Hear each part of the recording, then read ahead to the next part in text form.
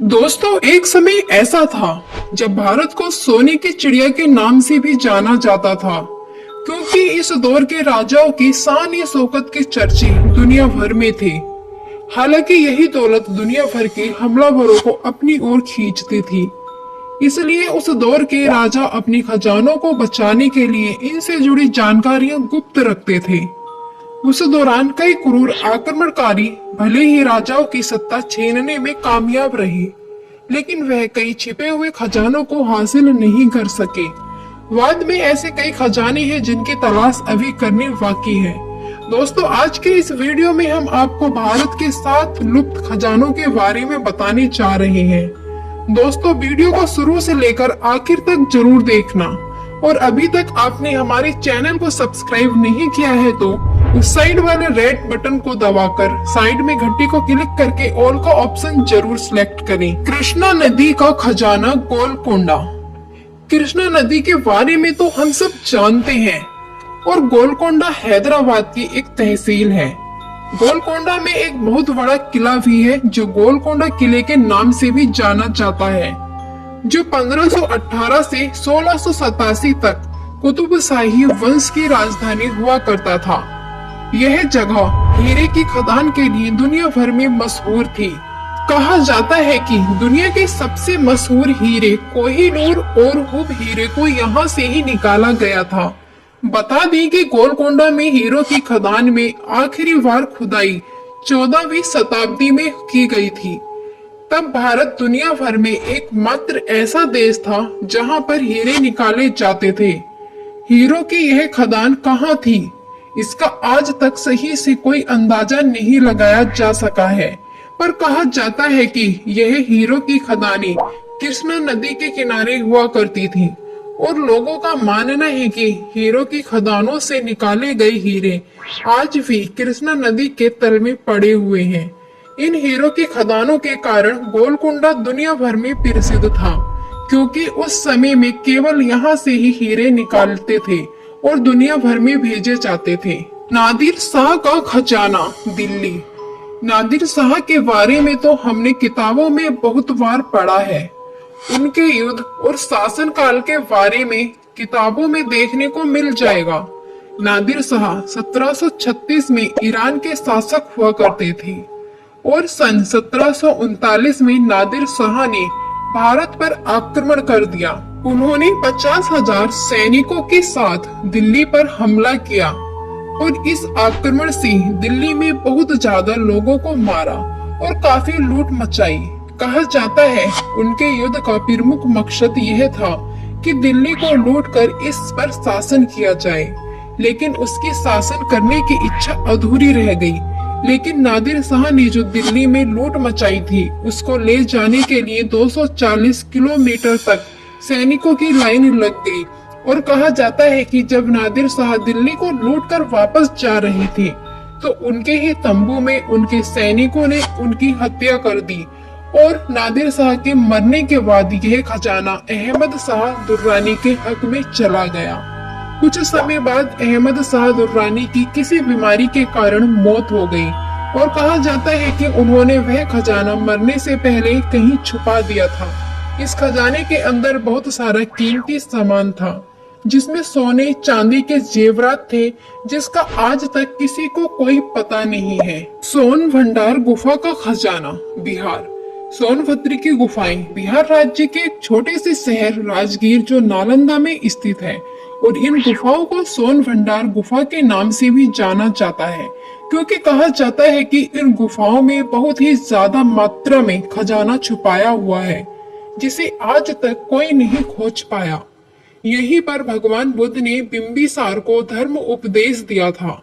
बता दें कि राजगीर में सोन भंडार नाम की एक गुफा है, जिसके बारे में कहा जाता है कि इसमें मौर्य शासक बिंबिसार का बेश कीमती खजाना छुपा है, जिसे आज तक कोई नहीं खोज पाया है। हालांकि बहुत से लोग इस खजाने को मगध सम्राट जरासंध का भी बताते हैं, लेकिन वहाँ इस बात के प्रमाण ज्यादा है कि यह खजाना बिंबिसार का ही है, क्योंकि इस गुफा में कुछ दूरी पर उस जेल के अवशेष मौजूद हैं, जहां अजात शत्रु ने अपने पिता बिम्बिसार को बंदी बनाकर रखा था। सोन भंडार में प्रवेश करते ही पहले 10.4 मीटर लंबा, 4.2 मीटर चौड़ा और 1.5 मीटर ऊंचा एक कमरा आता है। यह गुफाएं चट्टानों को काटकर बनाई गई हैं। बता दें कि यह कमरा खजाने की रक्षा करने वाले सैनिकों के लिए बनाया गया था। इसी कमरे की पिछली दीवार से खजाने तक पहुंचने का रास्ता बना हुआ है, जिसका द्वार बिम्बिसार द्वारा एक पत्थर के दरवाजे से बंद कर दिया गया था। इस दरवाजे को आज तक कोई नहीं खोल पाया है। गुफा की एक दीवार पर विशेष संख लिपि भाषा में कुछ लिखा हुआ है, जिसे आज तक कोई नहीं पढ़ पाया। कहा जाता है कि इसी संख लिपि में खजाने के दरवाजे को खोलने का रहस्य छुपा हुआ है, लेकिन इस लिपि को पढ़ने में दुनिया भर के लोग नाकाम रहे हैं। कुछ लोगों का यह भी मानना है कि बिम्बिसार के खजाने तक पहुंचने का रास्ता वैभवगिरी पर्वत सागर से होकर सप्तपर्णी गुफाओं तक जाता है, जो सोन भंडार गुफा की दूसरी तरफ पहुंचती है। माना जाता है कि अंग्रेजों ने एक बार तोप से खजाने के दरवाजे को तोड़ने की कोशिश की थी, लेकिन वो इसे तोड़ नहीं पाए। तोप के गोले के निशान आज भी दरवाजे पर मौजूद हैं, लेकिन वह भी इस खजाने को प्राप्त नहीं कर पाए थे। चार मीनार सुरंग का खजाना, ऐतिहासिक गोलकुंडा का किला और चार मीनार के बीच 15 फीट चौड़ी और 15 फीट ऊंची भूमिगत सुरंग है। इस सुरंग का निर्माण सुल्तान कुली कुतुब शाह ने करवाया था।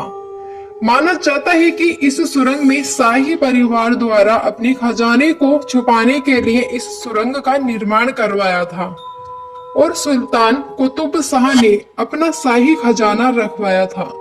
वैसे तो इस सुरंग को बनाने का मकसद मुश्किल समय में किले से चार मीनार तक पहुंचना था, परंतु बाद में यहाँ गुप्त तहखाने बनाए गए और सोने चांदी के सिक्कों सहित बहुमूल्य रत्न, हीरे, जवाहरात आदि जमा किए गए। निजाम मीर ओस्मान अली ने 1936 में यह खजाना निकालने के लिए नक्शा बनाया था, लेकिन खुदाई नहीं की गई। अगर आज इस खजाने की फिर से खोजबीन की जाए तो शायद यह खजाना भारत को मिल सकता है। माना जाता है कि इस सुरंग में सुल्तान कुतुब शाह का खजाना मौजूद है। जयगढ़ के किले का खजाना, राजस्थान।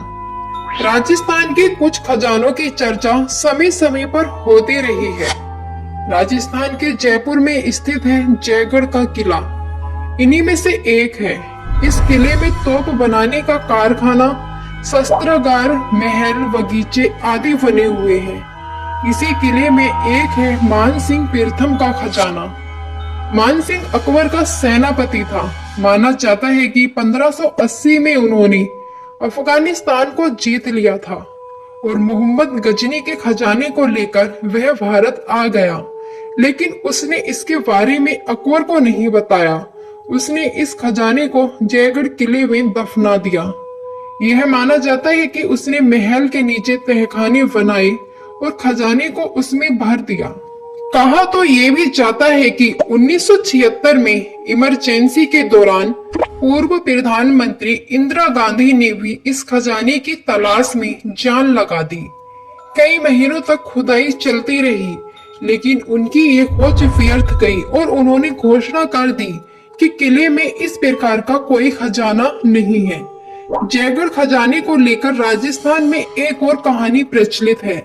ऐसा माना जाता है कि मानसिंह ने इस खजाने के बारे में जोधा बाई को बता दिया था। जोधा ने इस खजाने को फतेहपुर सीकरी स्थित एक मंदिर में रखवा दिया था। वक्त की रेत में ये मंदिर दफन हो गया और साथ ही खो गया खजाने का रहस्य भी। स्थानीय लोग मानते हैं कि खजाना अभी भी उसी मंदिर में है। कुछ इतिहासकारों का मानना यह भी है कि जयगढ़ किले का खजाना था, लेकिन राजा जयसिंह ने उस खजाने से वहां के जयपुर शहर का विकास किया। मीर उस्मान अली का खजाना, हैदराबाद। मीर उस्मान अली खान अपने समय के बहुत ही अमीर आदमी हुआ करते थे और वह हैदराबाद के निजाम हुआ करते थे और वह हैदराबाद के पहले रजर प्रमुख बने और उस समय वह इतने बड़े राज्य पर शासन करते थे कि वह इंग्लैंड के बराबर था। उन्होंने सन 1947 में निजाम के विवाह के अवसर पर उन्होंने महारानी एलिजाबेथ द्वितीय के लिए हीरो से बना हार, मोती से बना तिजारा और हार शामिल है, जो आज भी वहां की महारानी द्वारा पहना जाता है। सन 2008 में फोर्ब्स मैगजीन ने उन्हें दुनिया का चौथा सबसे अमीर इंसान बताया था और टाइम मैगजीन ने 1937 में उनको दुनिया का सबसे अमीर आदमी बताया था। वह हैदराबाद में किंग कोटी पैलेस में रहते थे। उन्होंने उसे अपने रहने के लिए बहुत समय पहले बनवाया था और वह अपना सारा खजाना, सारा धन दौलत उसी के नीचे अंडरग्राउंड कमरे में या तहखाने में रखते थे। और जब 1933 में हैदराबाद भारत का हिस्सा बना तो भारत सरकार ने उनका कुछ खजाना तो हासिल किया, लेकिन आधे से ज्यादा खजाने का आज तक कोई पता नहीं है। और कहा जाता है कि उनके खजाने में रूबी, हीरे, मोती, नीलम, बहुमूल्य गहने और स्वर्ण मुद्राएं का भंडार है। यह खजाना इतना विशाल था कि आज के समय में उसकी कीमत करीब $33 बिलियन है। पद्मनाभ स्वामी मंदिर का खजाना, केरल। पद्मनाभ स्वामी मंदिर केरल के तिरुवनंतपुरम में स्थित है। इसके गर्भभाग में भगवान विष्णु की विशाल प्रतिमा शेषनाग पर शयनावस्था में विद्वान है। वह पूरी दुनिया में सबसे अधिक अमीर हिंदू मंदिर है। यह मंदिर एक ऐसे इलाके में बना हुआ है जहां कभी कोई विदेशी आक्रमण हमला नहीं हुआ, क्योंकि ज्यादातर आक्रमण भारत की पूर्वी और पश्चिमी सीमा की तरफ से होते थे। यह मंदिर उस समय चर्चा में आया जब सुप्रीम कोर्ट के ऑर्डर के ऊपर इसका भूमिगत कमरा खोला गया। 27 जून 2011 यही वो तारीख थी जब तहखाने खोलने का काम शुरू किया गया। तो उसके अंदर 7 तिजोरियां थी, उनमें से 6 तिजोरियां खोल दी और सरकारी कर्मचारियों की आंखों के सामने इतना खजाना दिखाई दिया कि कोई सोच भी नहीं सकता था। इतने सोने चांदी के जेवरात, हीरे, बर्तन और मूर्तियां और बहुत कुछ भी था। उस समय उस खजाने की कीमत $22 अरब लगाई गई थी। बता दें कि अभी भी 7वां तहखाना खोलना बाकी है और लोगों को मानना है कि इसमें उन सभी से भी ज्यादा खजाना इस तहखाने में होगा। जब 7 तिजोरी को खोला तो उसके अंदर एक लोहे की दीवार मिली जिस पर सांप का चिन्ह बना हुआ है। हिंदुस्तान टाइम्स अखबार के मुताबिक 7 तिजोरी के आगे एक सांप है। उस तहखाने को जोड़कर कई अंधविश्वास जनित कहानियां सुनाई दी गयी। पद्मनाभ मंदिर के 7वें द्वार को खोलने व उसके खजाने को खोलने की बात होती है तो एक भयावह अनहोनी की कहानी सामने आ जाती है, क्योंकि मंदिर के 7वें द्वार पर कोई ताला नहीं लगा है, ना ही कोई कुंडी लगी है, बल्कि सांपों के प्रतिबिंब ही इस द्वार की रक्षा करते हैं। कहा जाता है कि इस दरवाजे को मंत्रों द्वारा ही खोला जा सकता है। कहा जाता है कि इस तहखाने में जितना खजाना है वह इस पूरे खजाने से बड़ा है। सोचिए उस तहखाने से क्या निकलेगा। लेकिन इस 7वें तिजोरी का राज क्या है और इस किस प्रकार खोला जा सकता है, आज तक किसी को नहीं पता चल पाया है। दोस्तों, आज हमने इस वीडियो के माध्यम से भारत की hidden treasure not found in India के बारे में बताया है। इसके अलावा भी बहुत से ऐसे छोटे खजाने हैं जिनका आज तक किसी को नहीं पता। अगर सरकार द्वारा खोज करके इन सभी खजानों को प्राप्त कर लिया जाए तो भारत वापस से सोने की चिड़िया बन सकता है। दोस्तों, आप लोगों का इस वीडियो के ऊपर क्या कहना है, हमें कमेंट के माध्यम से जरूर बताएं। दोस्तों, आज के एपिसोड में बस इतना ही। वीडियो अच्छा लगा हो तो दोस्तों के साथ शेयर करके वीडियो को एक लाइक जरूर करें और चैनल को सब्सक्राइब कर हमारा सपोर्ट करें। यदि आप नए हैं तो हमारे इस चैनल के बाकी वीडियोस भी जरूर विजिट करें और साथ ही सब्सक्राइब कर नोटिफिकेशन बेल को भी ऑन कर लें। मैं हूं आपकी दोस्त काजल। फिर से मिलेंगे एक नए एपिसोड में। तब तक के लिए दीजिए इजाजत और अपना ख्याल रखिए और बने रहिए हमारे साथ। धन्यवाद, नमस्कार।